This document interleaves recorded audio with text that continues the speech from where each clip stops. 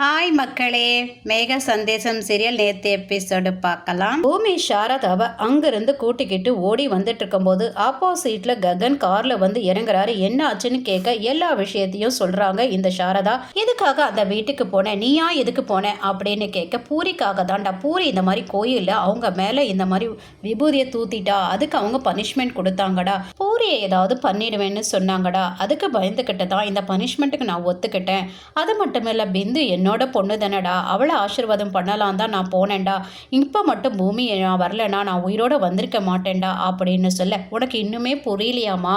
காப்பாற்றுறதும் punishment கொடுக்கறதும் எல்லாமே அந்த வீட்டு ஆளுங்க தானேம்மா. அவங்க நம்ம வாழ்க்கையில் விளையாடிட்டு இருக்காங்கம்மா. இவ உடம்புல ஓடுறதும் அதே ரத்தம் தானே அப்படின்னு சொல்ல, ஆமாம் கரெக்ட் அத்தை, அவர் சொல்கிறதும் என் உடம்புல ஓடுறதும் சரச்சந்திராவோட ரத்தம் தானே.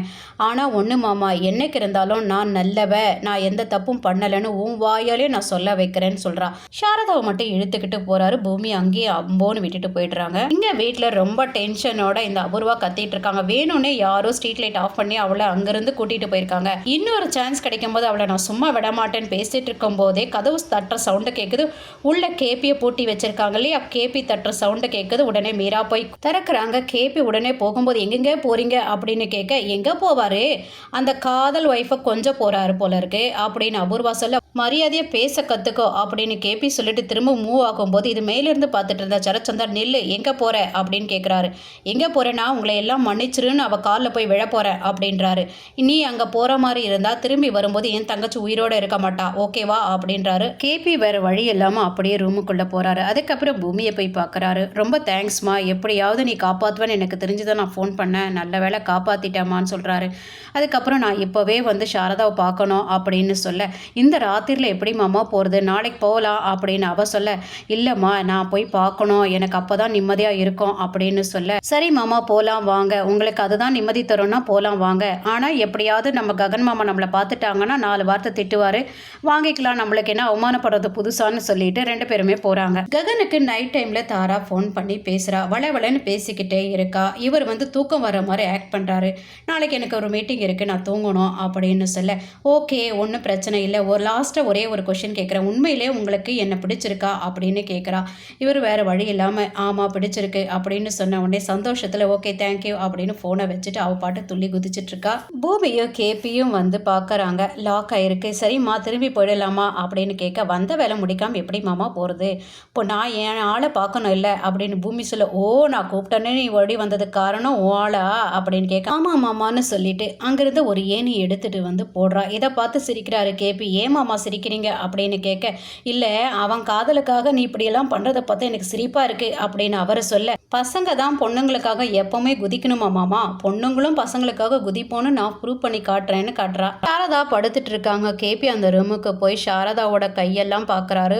ஒரே ரத்தமாக இருக்குது, கட்டி வச்சதுனால அந்த வளையலெல்லாம் உடஞ்சதுனால இவர் புது வளையல் எடுத்துகிட்டு வந்திருந்தாரு. அந்த வளையலை போட்டு விட்டுட்டு அழுதுட்டு அவர் கிளம்பும்போது சாரதா எந்திரிச்சிடுறாங்க. எதுக்கு சாரதா நீ அங்கே வந்த அப்படின்னு கேட்க, பிந்துவும் என் பொண்ணு தானே, என் கையால் அவளுக்கு சாந்தி முகூர்த்தம் பண்ணலான்னு எனக்கும் ஆசையாக இருந்தது, அதனால தான் வந்தேன் அப்படின்னு சொல்ல, உனக்கு இவ்வளோ பெரிய மனசு இருக்குது, உன் கூடயே இருந்துடணும்னு எனக்கு ஆசையாக இருக்குது, நீ ஒரு வார்த்தை சொல்லு நான் வந்துடுறேன் அப்படின்னு சொல்ல, அதுக்கான வாய்ப்பு இனிமே இல்லைங்க, நீங்கள் அங்கே இருக்கும்போதே எங்களை எவ்வளோ அவமானப்படுத்துகிறாங்க, நீங்கள் இங்கே வந்துட்டீங்கன்னா எங்களை கொன்னே போட்டுருவாங்க, தயவுசெய்து அந்த மாதிரி நினைப்பெல்லாம் வளர்த்துக்காதீங்கன்றாங்க. பூமி ககன் ரூமில் போய் நின்றுட்டு எனக்கே தூக்கம் இல்லாமல் பண்ணிட்டு நீ நிம்மதியாக தூங்குறியா அப்படின்னு பேசிக்கிட்டே நிற்கும் போது ககன் அதை வந்து பார்த்துடுறாரு.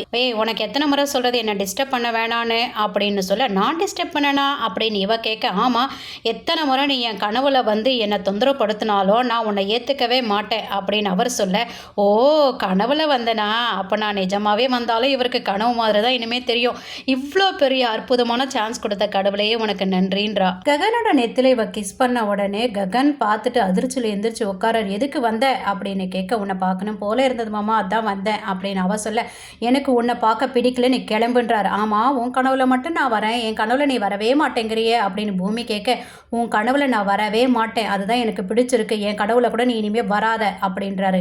ஆமாம், நான் என்ன தப்பு பண்ணேன் அதை சொல்லு அப்படின்னு கேட்க, நீ என்னதான் தப்பு பண்ணலை, என் தங்கச்சியோட கல்யாணத்தில் ஏமாத்திட்ட, என்னை சின்ன வயசுலேருந்து எல்லாரும் ஏமாத்திருக்காங்க தெரியுமா, உன் மேலே நான் அவ்வளோ நம்பிக்கை வச்சுருந்தேன், நீயும் என்னை ஏமாத்திட்டேன். ஆமாம், இதெல்லாம் ஏன் நான் உங்ககிட்ட பேசிகிட்டு இருக்கேன், இது கனவாக இருக்கிறதுனால ஓகே, நிஜத்தில் மட்டும் நீ வந்திருந்தனா உன் கழுத்தை பிடிச்சி நான் வெளியில் தள்ளியிருப்பேன் அப்படின்றாரு. நீ கவலைப்படாத மாமா, நாளைக்கு கூட நான் உன் கனவுல வருவேன், நீ என்ன நினச்சிட்டே படுத்துனுரு, என் காதல் மேலே எனக்கு நம்பிக்கை இருக்கு, திரும்பவும் நம்ம 2 பேரும் ஒன்றா சேருவோம் அப்படின்னு அவள் சொல்லிக்கிட்டு இருக்கும்போதே கதவு தட்டுற சவுண்டும் அந்த சிக்னலும் கேபி கொடுத்த உடனே அவள் எந்திரிச்சு நான் கிளம்புறேன்னு சொல்லிட்டு பூமி வெளியில் வரா. ககன் படுக்க போனவர், ஐயோ இந்த ராட்சசி திரும்பவும் கனவுல வந்துருவா, நம்ம தூங்கவே கூடாது அப்படின்னு எந்திரிச்சு உட்கார்றாரு. சரி ஃபேஸாவது வாஷ் பண்ணலான்னு போய் வாஷ் பண்ணும்போது தான் அவருக்கு லிப்ஸ்டிக்கால் அந்த கிஸ் பண்ணது தெரியுது. கனவுல வந்தால் இதெல்லாம் இருக்காதே, அப்போ நிஜத்தில் இவ வந்தாலோ அப்படின்னு ஓடி வராரு. ஏ பூமி அப்படின்னு கத்திக்கிட்டே வராரு. உடனே சாரதா பயந்துக்கிட்டு ஒளிஞ்சிக்கிறாங்க. அதுக்குள்ள கேபி செவரேறி குதிச்சிடுறாரு. பூமி ஏறிட்டு இருக்கும் போதே மாட்டிக்கிறா. சாரதாவும் ஓடி வராங்க. ஓடி வந்து ககன் பக்கத்தில் நிற்கிறாங்க. ககன் அவளை பார்த்து கண்டபடி திட்டுறாரு. நடுராத்திரியில் இந்த மாதிரி வந்தா என்ன அர்த்தம் தெரியுமா, எதுக்கும் துணிஞ்சவன்னு அர்த்தம் அப்படின்னு சொல்ல கோவப்பட்ட சாரதா கத்துறாங்க, சும்மா இருமா, இவ விட்டா இதே மாதிரி டெய்லி கூட வந்துட்டு போவா அப்படின்னு சொல்லிட்டு இவங்க அப்பா சரச்சந்திராவும் அந்த அபூர்வாவும் இதை தான் இவளுக்கு டீச் பண்ணுறாங்களா என்னன்னு எனக்கு தெரியலை. உன்னால் நின்று போன என் தங்கச்சி கல்யாணம் பெரிய லெவலில் நடத்தணும்னு நான் பார்க்குறேன். பெரிய சம்பந்தம், பணக்கார சம்பந்தம் கிடச்சிருக்கு. தயவு செய்து அதையும் தடுத்து நிறுத்தத்துக்கு ட்ரை பண்ணாத, உன்னை கையெடுத்து கும்பிட்றேன்னு சொல்லிட்டு கையெடுத்து கும்பிட்றாரு.